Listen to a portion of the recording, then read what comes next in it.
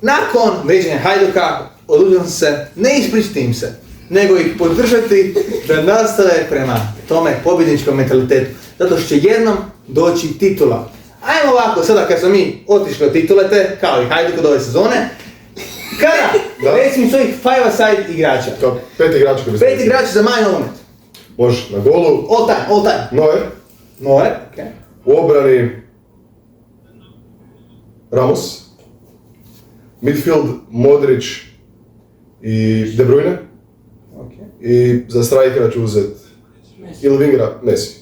Ok, Kara, jako mi se sviđa, možda se zaboraviti neke baš boutove, ali okej. Petković. Ma ne, ali ja bi stavio Petkovića, Domagoj Rob mentalitet, shout out to Domagoj Rob.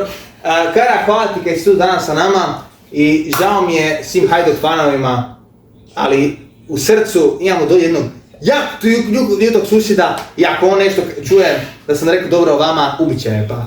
Svi njega vrijeđajte, označit ćemo ga u videu. Codename Željka.